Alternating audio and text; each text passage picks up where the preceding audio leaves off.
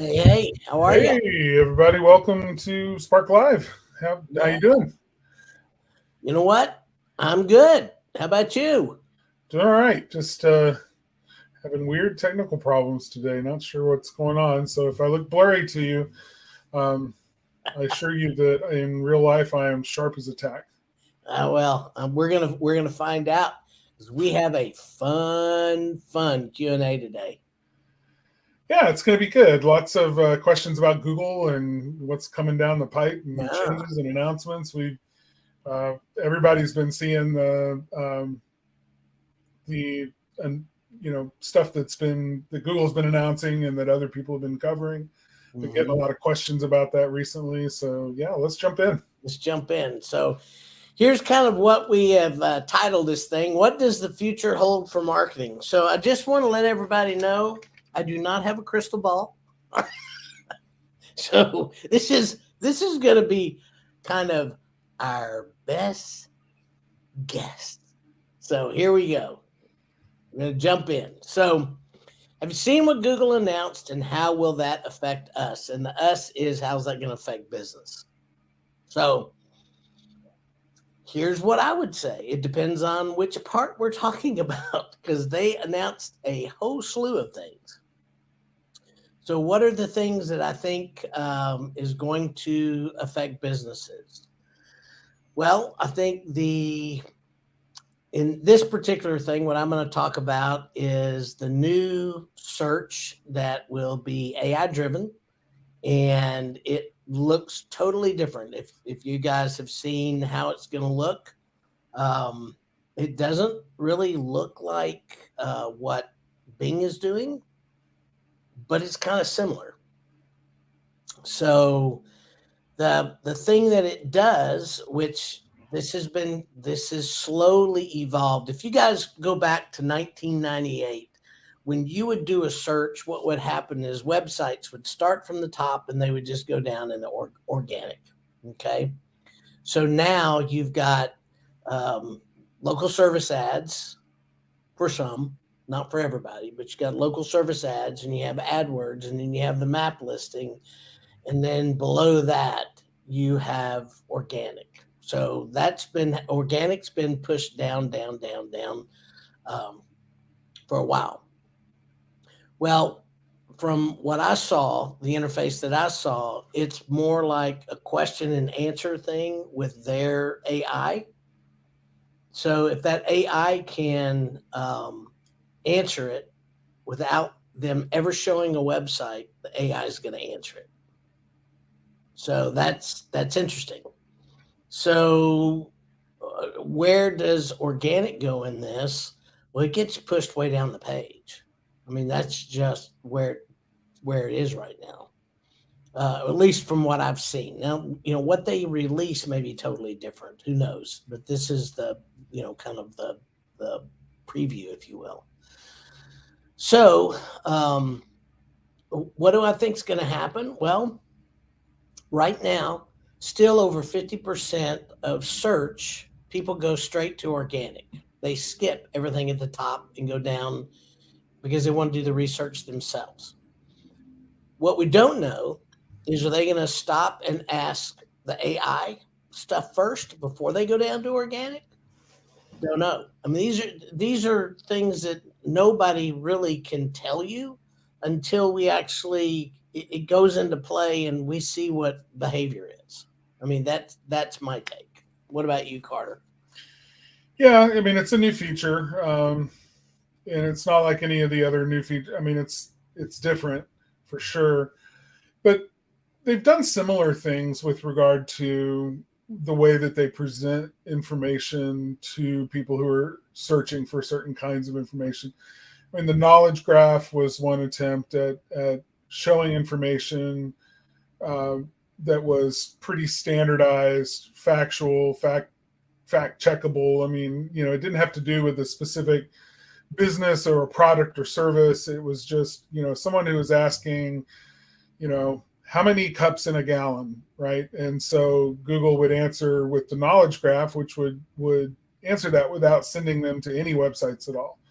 So this, in a sense, is kind of like that. They're attempting to use AI, though, to answer questions that people are asking. But those questions, I think, are going to be fairly generalized and not related to a specific business. I think that if the Google A would be asked a question about who is the most qualified electrician to do, the following kind of job in my area close to my address or whatever, then I don't think that Google's going to be answering that question. I could be wrong. So in other words, I think Google's going to have certain kinds of questions that it will allow its AI to answer. And for other kinds of questions, the more organic and ad-based search results that it's been serving up will probably be favored. But I could be wrong. That's my guess right now. Well, from what I've seen, the ads are kind of pushed down the page too, which I thought that was interesting. Yeah, we'll get into that here in just a little bit, talking about ads and some of the things with that's gone down. But yeah, I'm kind of with you. So here's the next question. I'm going to let you start this one. Do you see AI as a good or bad thing for marketing? Oh, I'd say overall a great thing. So here's the thing, right? So we've got to remember artificial intelligence is a broad subject, and there's all sorts of different kinds of AI out there. But when we talk about AI in marketing, we tend to be talking about these large language models like ChatGPT. And ChatGPT is trained on just literally billions and trillions of words that exist out there on the internet. Now, if you know anything about the internet, it's a place where commerce happens. It's a place where things are being bought and sold. It's a place where stuff is getting marketed. So there is a lot of marketing material out there, marketing copy that's been written on websites that ChatGPT has been trained on to learn how to string words together to create, the results that come when someone prompts ChatGPT for to write something. So in other words, it's really good at writing marketing kind of copy and things that actually are well written. So I mean, from a marketing standpoint as a whole, I think it's going to be a strong contributor to the overall success of most marketing companies, most brands who are marketing products. I see this as being something that's overall a net positive.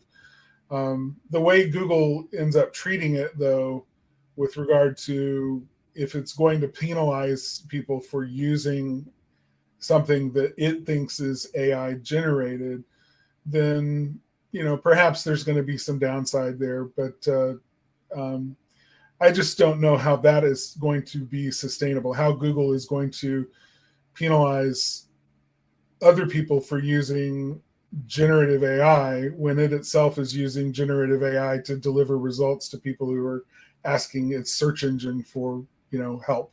So I can't imagine. That's so hypocritical and duplicitous. So I think eventually, I think it's just going to be a fact of marketing. I think AI will probably be involved in the copywriting process from now on, and probably get even better at it in doing it on the fly. It's interesting that you said that, because there's so much going on right now, really talking about the difference between AI written copy and non-AI written copy. In that, I mean, I've done a lot of research on this, and there's a lot of people saying that no, these scrapers, these detectors, whatever, they really can't detect whether it's AI written or not. And if you're have a technical background, then a lot of people don't know that I'm a degree in electronic engineering, and what I did a lot is technical writing. So when I write, and I write in a technical manner, and I don't even look at anything, I put it in one of those detectors, and it's 100% AI written. I mean, it just says it's 100%. I didn't put it through anything. So I don't think it's certainly not right all the time. Um, but here's what I'm hearing from people especially in search engine optimization. If you take it straight from AI, if you just copy and paste that, and that's what you're using as your content, then it will rank and tank. I mean, that's just kind of an old saying in SEO. You've got pieces that'll rank really high and then it'll just die. If it's kind of a half and half, some rank, some don't. It's just kind of, well, whatever. And the ones that seem to stay up are the ones that the detectors actually do detect as original. How long that's going to be, I don't know. But I'm with you. I'm kind of leaning toward how in the world are they going to keep up? I mean, seriously. I mean, if they're, so here's my point. If all the stuff that's being written right now has to be original content and it continues to train on what's written and out online, okay, and then it picks up the original, at some point there's everything is AI written because you can't write it. I mean, it's just it becomes just a source of craziness. And no, there's a dilution factor there that we can't get away from, and this version of AI is learned from what's on the web already, but the next version of AI is going to learn from what's on the web, which will include a lot of AI generated and AI written content, and a lot of original content too, though. Yeah, sure, and original content as well. But my point is that, okay, it's like if you take a glass of pure H2O water, right? There's nothing in this water except for hydrogen and oxygen atoms. And then you add just a half a teaspoon of salt to that water and stir it up, right? Now you have salt water. Mm-hmm.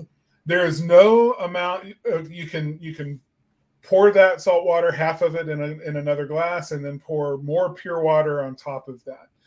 You're still going to have salt water, right? Mm-hmm. And then you can take some of that water, which has been further diluted, has less salt in it than before, and you can, pour it in another glass and add more pure water to it, but you're still going to have salt water, right? So there is no point after which you've added salt water into the pure water, or salt into the pure water, that you're going to return back to having pure water.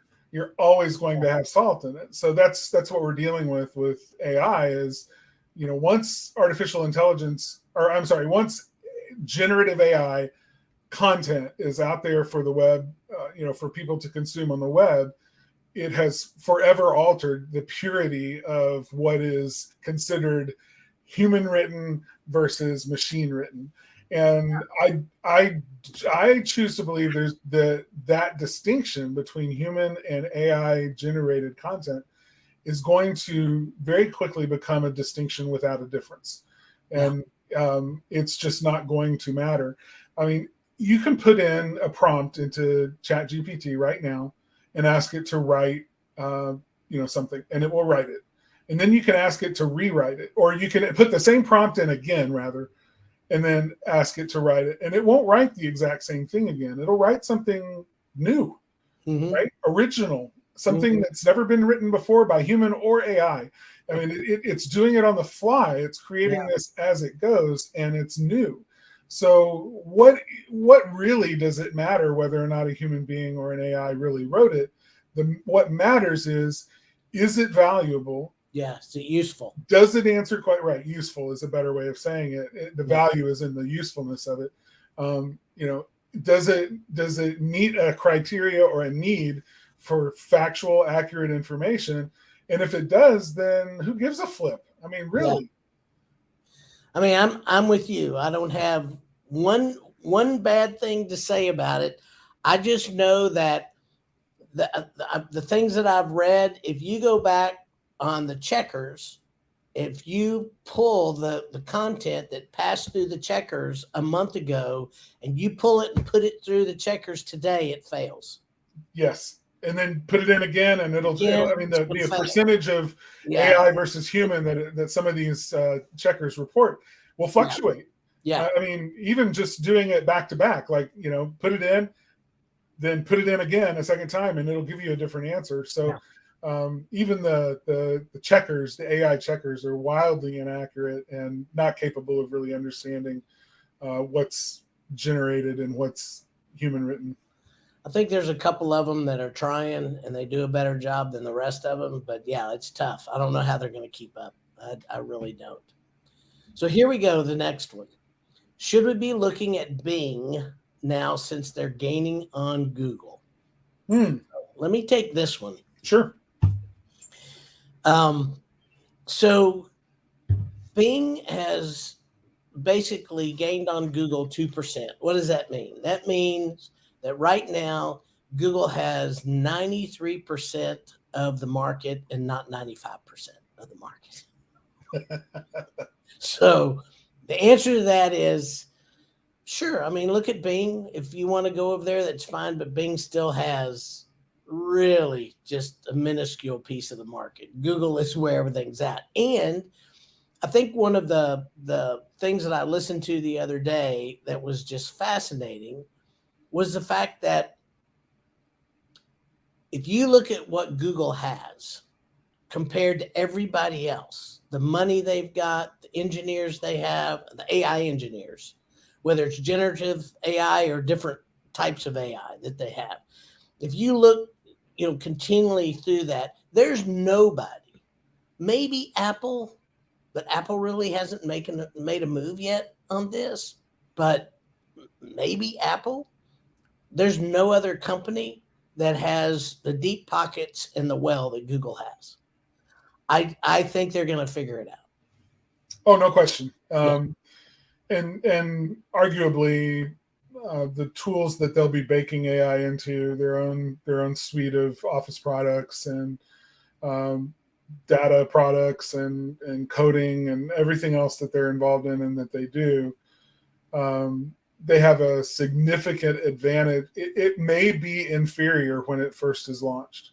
Mm-hmm. It may not be as good as ChatGPT as it's been incorporated into Bing just right out of the gate. Yeah. The reason ChatGPT has the advantage is it's called the first mover advantage. It's the person who's first to market oftentimes enjoys the advantage. And in a case of generative AI, this AI also learns. It not only learns from the body of data that it's been fed, but it also continues to learn from the feedback it gets from the humans that use it, right? So when a human being tells ChatGPT, this was spot on, this was great, this is exactly what I wanted, ChatGPT is learning. It's modifying its approach and getting sharper and better. Mm-hmm. Now, the reason that they've done really well is because there's right now a large number of people using ChatGPT, and there's not as many people using Bard or using the other AI that they just announced. But overall, when you look at the number of people that are ChatGPT or Bing users versus the number of people who are Google product users, Google owns the market share there too. And It is only a matter of time and probably a much faster period of time, the ramp up, before the AI that Google has is able to learn from human feedback to become much better, to become equal and then far surpass the effectiveness of ChatGPT. So my money's on Google long term, but right now I still use ChatGPT. Yeah, it's interesting. I would agree wholeheartedly with you. I think it's a real interesting race, and I love the fact that you brought up the Google Workspace, because one of the things that I've read is they have got such a large market that's in the workspace, and when those people turn, here's the thing: if you've got a regular Gmail, you can go on and turn their AI on right now. You can go on and use it. If you're in a workspace, you have to get the admin to do it. So we've not done it as a company yet. I don't know if we will. I don't know if we won't. I don't see a need for it right this minute. But then, but that feedback that they're going to get, and that goes into email. It goes into what you're doing in docs. It goes into the spreadsheets. It goes into everything that you're doing, in that ecosystem that you have. So it's going to be really, really interesting, the feedback that they're just going to get naturally from people using that.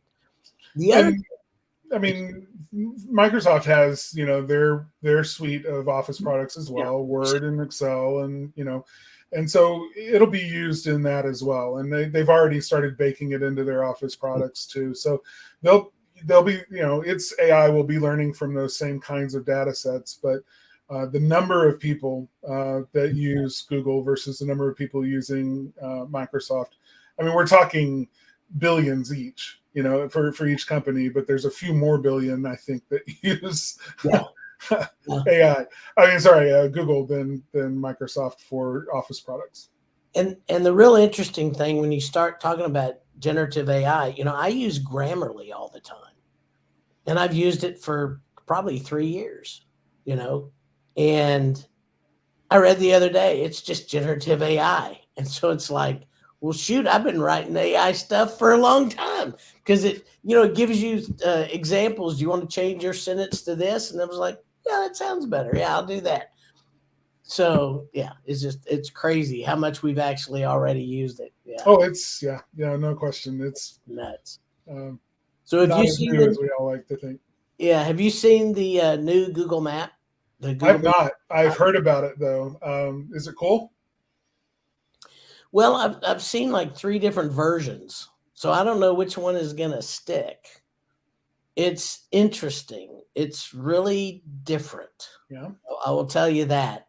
I'm not quite sure. Yeah, I'm kind of waiting to see which one they stick with. I don't know if they're going to release them all and just see what the user thinks is best or better or whatever. But it's different. It's got a bunch of things that's kind of listed down the left-hand side. It's got a lot more ads in it than I've ever seen before. Mm-hmm. They're identifying the ads a little bit differently too. Yeah. It's just it's more like what they have with sponsored ads right now that people see every once in a while on maps. It's just different. I don't know if it's good or bad yet. I don't know if it's user friendly or not. I haven't figured that out yet. All I saw was pictures, so I haven't seen it move. I haven't seen what it actually does. I've just seen 3 different pictures and mock-ups of what they've released. So I think that to me is, yes, I've seen it. It's different, but I'm kind of on a wait and see on that. So that's kind of the way I felt about it. Oh, and this one, oh Lord, Google Ads. Is this what you were talking about the other day? And the dashboard, the ads dashboard, just like making stuff disappear and weird things happening. Yeah, there's people that well, first and foremost, they're going through this huge verification. So in order to get verified, you got to, we're having to get a hold of customers, get their driver's license, get business license. Sometimes there's different things that have to verify. It's the same kind of verification that if you get suspended in Google Business Profile, you got to give them a bunch of information now. You can't just, just say I'm telling the truth, Google. I promise. I am who I say I am. Believe me, I'm who I say I am. Those days are gone. And I think they've had so many problems in ads as well, just coming up, people spiffing ads and, doing things in ads that they don't want them to do. And so now they've gone through this huge verification process. So we're having to get a hold of clients, do that. So just know that if you start Google Ads, if you do it yourself, or if you do it with a company, if you've not been contacted about getting your account verified, that's coming. That's definitely coming. So, and I actually think it's a good thing, because Google is charging credit cards in the back end. any business doesn't want to be a part of fraud. There's no business I know of that wants to be a part of doing things in a way that doesn't benefit their clients. So I think that's, Or be caught in a situation where other people are able to commit fraud or represent that they are my business. yeah. You know, I don't want that either. I don't want bad actors being able to pretend to be me and getting away with stuff that harms my business. So yeah. yeah. I just think it's a good practice. It's a pain in the rear, but Sure. to get verified. But if it wasn't a pain, then everybody would do it. We'd be right back in the situation that we're in. So Yep. it's kind of the way I feel about it. The other thing about ads, I think it's really important for people to know, is Google is doing a lot of using AI to run ads. And there are people out there that say it's the best thing since sliced bread. Just let Google have it and let them run. It depends. We've seen that doing that just spends a lot of money and doesn't get a lot of stuff. There are a couple of changes on the platform you got to just be careful of. There are different buttons that move. You got to make sure you turn the right one on, the right one off, all that kind of stuff, so you have control over it again. But we have seen that you set something up, and it's not just us. We've talked to other people. You set something up, you hit the button, you go, you think everything's great, then you come back to it and it's not there. Or you come back to it and the keywords that you put in, they've changed the keywords. They've taken some out that you put in and put in some that you don't want. And yeah. So my biggest problem has always been when you let Google handle everything, they tend to optimize it. Yeah, they want you to spend your money. I mean, they don't always know what you know. And I don't, how do you set an algorithm if you're a business to not make money? You know what I'm saying?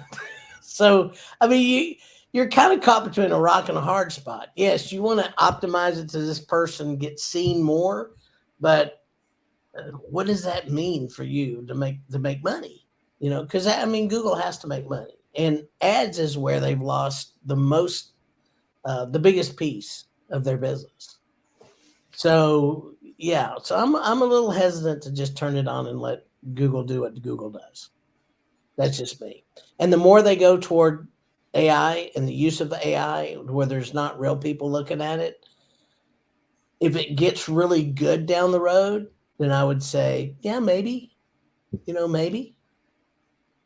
So, well, like you said, there are certain things Google's just not aware of that you as a business owner or, your marketing company would know.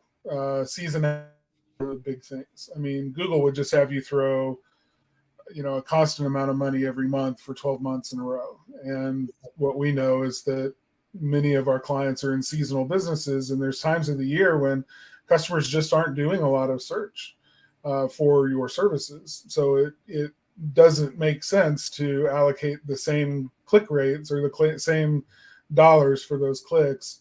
First of all, you'd have a hard time spending all of that, but what does get spent is going to be much less targeted than the kinds of clicks that you can get during the season when people are really looking for you. So that's a good example of how just letting Google run it the way Google wants to run it is not always in your best interest. Well, and you have to think of it in this way too, and I'm glad you said it.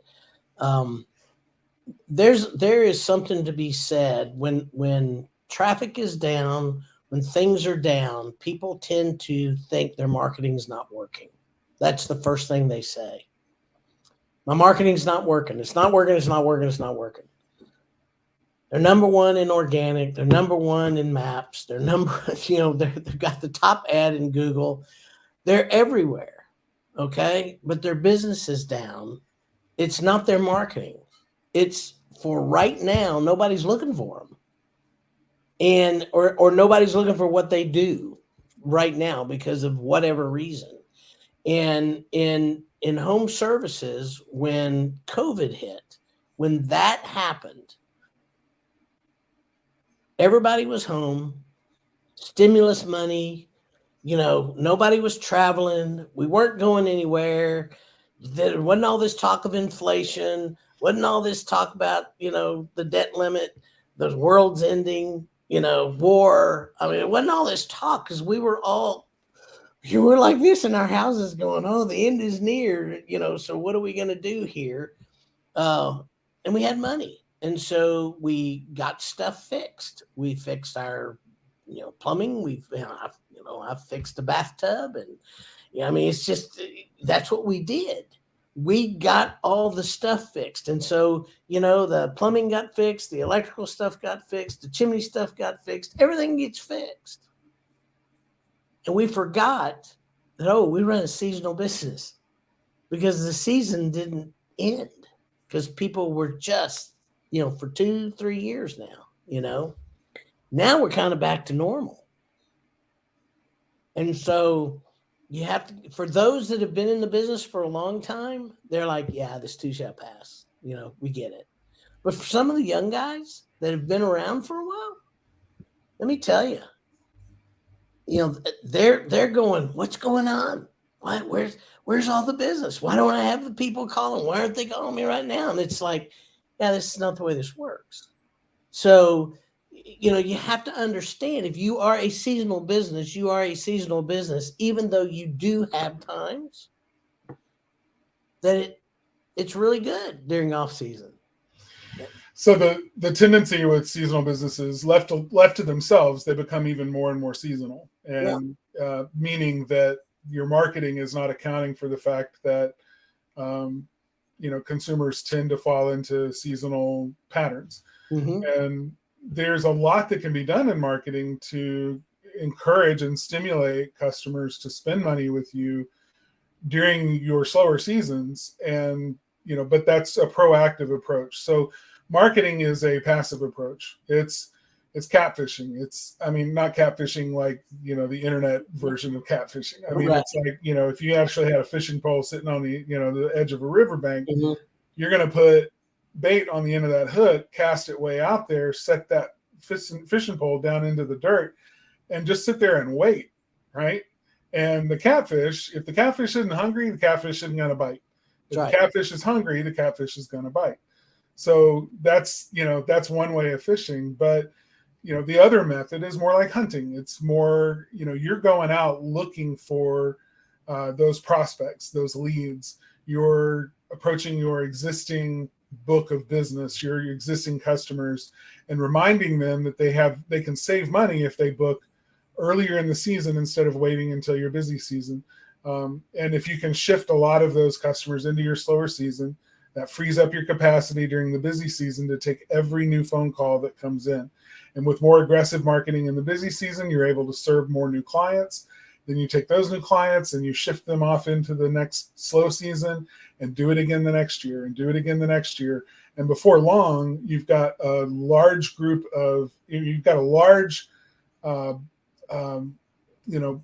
client list, and they're conditioned to use you in your slower season so they're not waiting for you in the busy season. And if you can roll that over and over again, then you start to create momentum in a business, and it starts looking less and less seasonal as a result. But it takes a little bit of time to get it going. Mm-hmm. It's easy to, we've all forgotten that this is the normal because it was just so easy for so many years. But, we're back to needing to employ those tried and true marketing methodologies. And, that's what we're doing for our clients. And they're seeing those results because of what we're doing. But, it's we're having to remind them, we got to do this. This is not optional. You got to give us, what we need so we can serve you. And I think that's good because one of the issues when everything was good, we kept telling people we need to email. And they were like, no email. Don't do it. Don't do it. I got too much business. Yeah, right. Too much business. I don't need any more business. I need people, blah, blah, which I totally understand. But the problem that happens is that you stop with the familiarity of it. So when you start an email, when nobody's gotten an email in 2 years, and all of a sudden you start an email, then it is assumed this is a sales email. You're going to sell me something. Yeah. So, I really encourage people out there that listen to this, you really should contact your customer via email or text at least 4 times a year. Whether you need business or not. What you're doing is conditioning that customer. That's exactly right. To hear from you, and their expectations of what it is to be your customer means that 3 or 4 times a year, they're going to get an email from you. And it's okay if they don't need what you are offering them right then.